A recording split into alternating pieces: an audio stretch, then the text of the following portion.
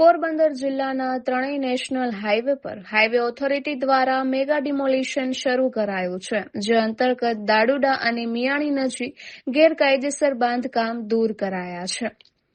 પોરબંદર જિલ્લામાંથી પસાર થતા રાષ્ટ્રીય ધોરીમાર્ગો પર વાહન ચાલકોની સુરક્ષા અને માર્ગ સલામતી સુનિશ્ચિત કરવા માટે national highway authority of India દ્વારા વ્યાપક ઝુંબેશ હાથ ધરવામાં આવી છે. જિલ્લા વહીવટી તંત્રને સાથે રાખી પોલીસ વિભાગના ચુસ્ત બંદોબસ્ત વચ્ચે હાઈવે પર થયેલા ગેરકાયદેસર દબાણો, અનધિકૃત જોડાણો તેમજ જોખમી મીડિયન ગેપ બંધ કરવાની સ્પેશિયલ ડ્રાઈવ શરૂ કરવામાં આવી છે.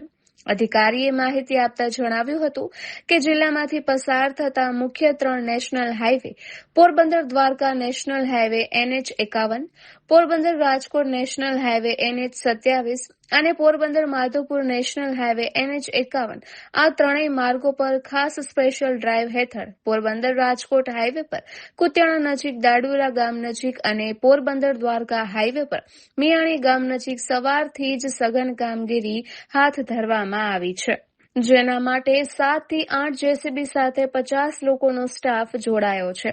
અનેક સ્થળોએ લોકો પોતાના અંગત સ્વાર્થ ખાતર ડિવાઈડર તોડીને ગેરકાયદેસર મીડિયન ગેપ બનાવી લેતા હોય છે, જે અકસ્માતનું મોટું કારણ બને છે. આ તમામ અનધિકૃત કટ અને ગેરકાયદેસર જોડાણોને તાત્કાલિક ધોરણે દૂર કરવામાં આવી રહ્યા છે. અગાઉ નોટિસો આપ્યા બાદ ઘણા નાગરિકો અને સંચાલકોએ સ્વેચ્છાએ દબાણ હટાવી લીધા છે, તેમજ કેટલાક લોકોએ એક્સેસ પરમિશન માટે અરજી પણ કરી છે.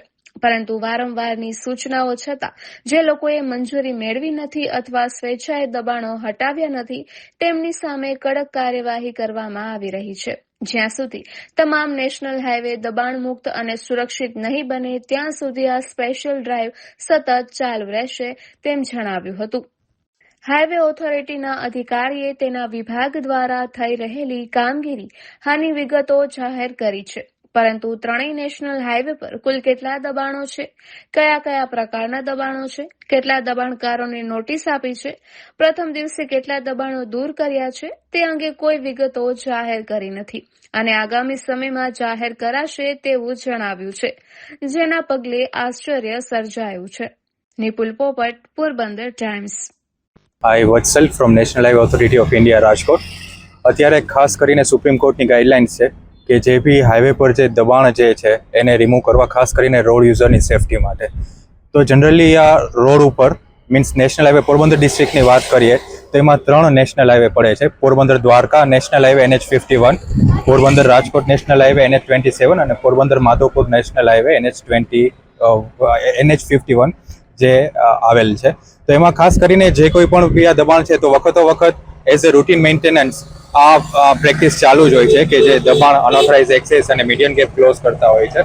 પણ અત્યારે એક આ સ્પેશિયલ ડ્રાઈવ રાખેલી છે કે જેમાં જિલ્લા વહીવટી તંત્ર, પોલીસ તંત્રની મદદથી નેશનલ હાઈવે અત્યારના આ દબાણ હટાવે છે.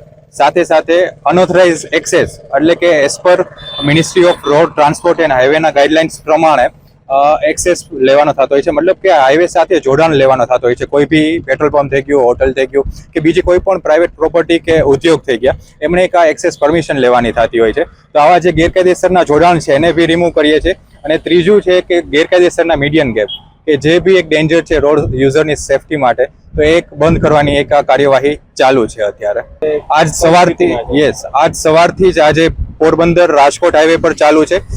આપણે દડુકા ગામ સાઈડથી અને પોરબંદર દ્વારકા હાઈવેમાં મિયાણી ગામ સાઈડથી આ ડ્રાઈવ ચાલુ છે અને જે કન્ટિન્યુ જ્યાં સુધી આ રિમૂવ નહીં થાય ત્યાં સુધી આ કન્ટિન્યુ રહેશે. તો આમાં ઘણા ખરાનો મતલબ સારો એવો સપોર્ટ બી મળેલો છે કે એમને વખત નોટિસ આપી છે, તો ઘણા ખરાએ સ્વેચ્છાએ મતલબ દબાણ હટાવવાનું સ્ટાર્ટ કર્યું છે.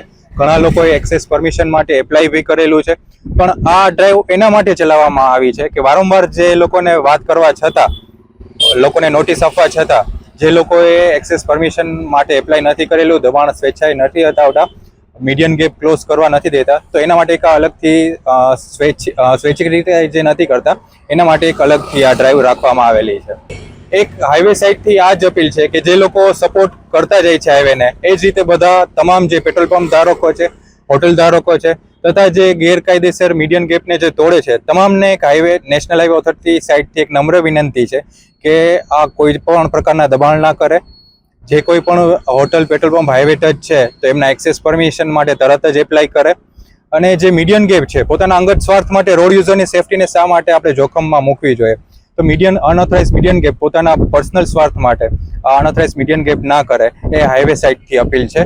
અને આવનારા દિવસોમાં ડ્રાઈવ ચાલુ રહેવાની છે જ્યાં સુધી આ તમામ દબાણ નહીં હટે, અનઓથરાઇઝ એક્સેસ રિમૂવ નહીં થાય અને અનઓથરાઇઝ ગેપ દૂર નહીં થાય ત્યાં સુધી આ ડ્રાઈવ ચાલુ રહેવાની છે. હા, અત્યારે અંદાજે જોઈએ તો 7 થી 8 જેસીબી લાગેલા છે અને સાથે સાથે આરપીવી છે, એમ્બ્યુલન્સ જોડે છે અને સ્ટાફ જે છે 50 ઉપર સ્ટાફ જે છે એ આમાં લાગેલો છે. જોડે જોડે જિલ્લા વહીવટી તંત્રનો સ્ટાફ જોડે છે અને પોલીસ તંત્રનો સ્ટાફ એ જોડે છે આ કાર્યવાહીમાં. ચોક્કસ આ મતલબ જ્યારે ક્લોઝ કરીને સવારે આ આંકડો પ્રોવાઈડ કરવામાં આવશે.